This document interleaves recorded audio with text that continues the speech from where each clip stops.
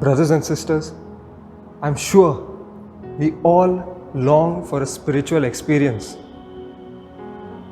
I'm sure many of us will be thrilled with a dramatic spiritual experience like the ones the apostles had as they prayed in the upper room for the coming of the Holy Spirit.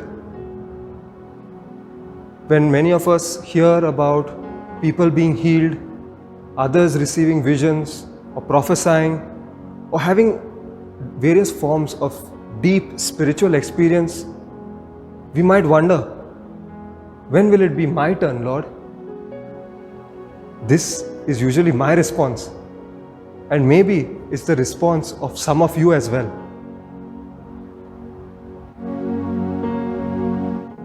We long for a spiritual experience, but are we really ready to receive it? Let me be the first to confess that I am afraid. I am afraid of how that experience might occur, of how it will affect me, of what demands will be made of me, of how others will perceive me, and so many other things. Above all, I am afraid of what will be revealed when I encounter the Lord. Throughout Jesus' public ministry, there are numerous incidents where he challenged people's beliefs and tested the limits of their faith. In Luke chapter 14, verse 1 onwards, we have the incident of a man with dropsy coming to Jesus for healing on the Sabbath. The Pharisees and lawyers were waiting to catch Jesus breaking the Sabbath law of rest. But Jesus challenged them by healing the man and stunning them to silence. It is such kind of behavior that scares me. Jesus says in Matthew chapter 10, verse 34, I have not come to bring peace, but the sword. Jesus has not come to bring violence. Jesus has come to put the sword to the evil that is within us, to put the sword to the evil that is in this world. When we encounter God, all the evil that is within us is brought to the surface so that it can be cast away. Think of any of the instances where Jesus exorcised a demon. You will notice it is never the person who speaks to Jesus, but the evil spirit that has possessed them that interacts with Jesus. All of us have evil within us. But when we encounter God, all that evil is brought out to the surface so that it can be cured. The question is, are we ready to let it out? The answer is commonsensical. Of course, who would like to live with evil? But the reality is quite different. The fact is that we have grown so accustomed to living with evil that we see it as part of our human life and experience. We don't think it's evil any longer. Just think about the last few confessions you might have made. Have you not found yourself repeating some, if not nearly all of your sins? Why is that? It's because we have grown into the habit of performing certain actions that we do not think that they are sinful or evil. If we were aware, we probably never would commit any sin.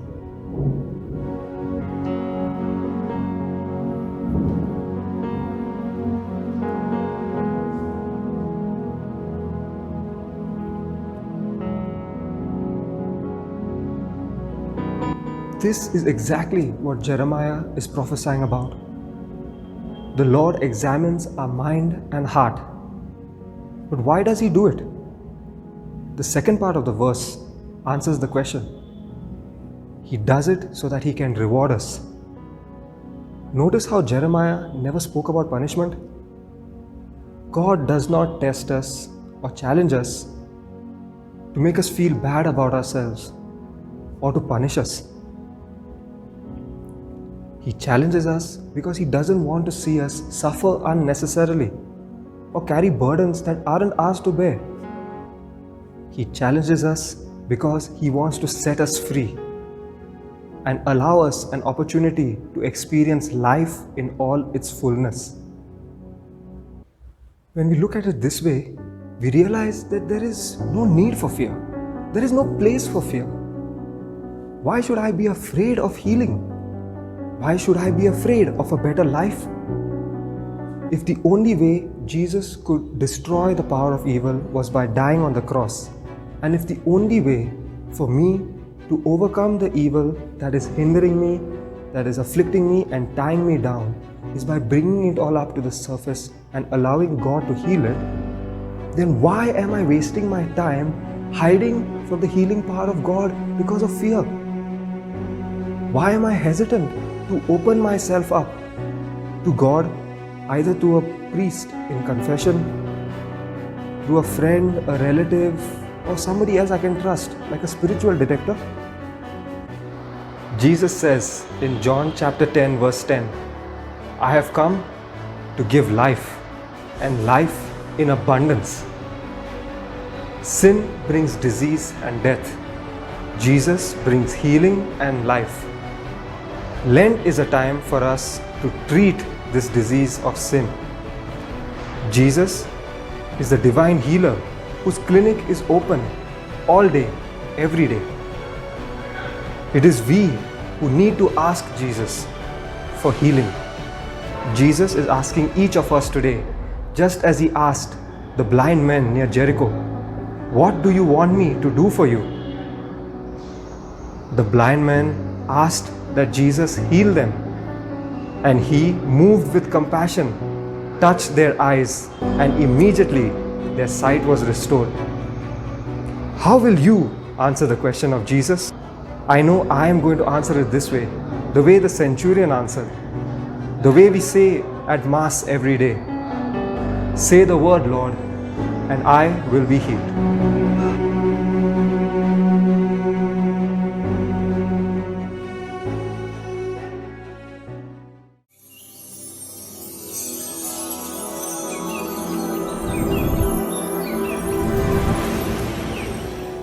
At the beginning of the Second Vatican Council, Pope John XXIII led the Church in praying for a fresh outpouring of the Holy Spirit.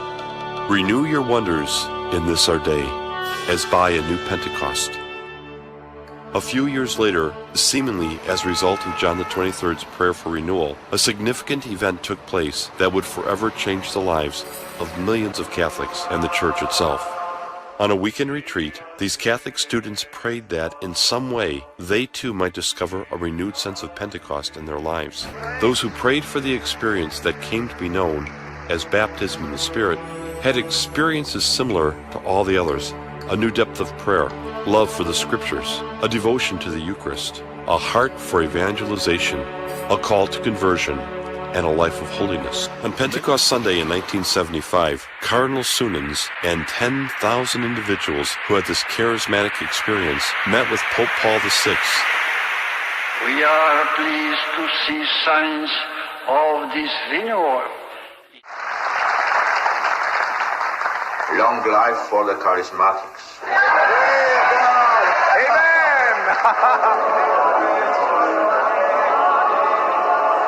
It is my firm hope that the Holy Spirit will find more and more fruitful welcome in the hearts of believers, so that the culture of Pentecost, so necessary in our time, can spread.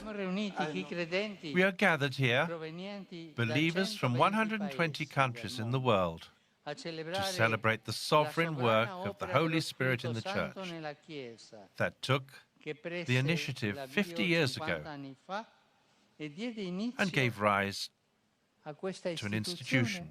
No? An organization? No. To a current of grace.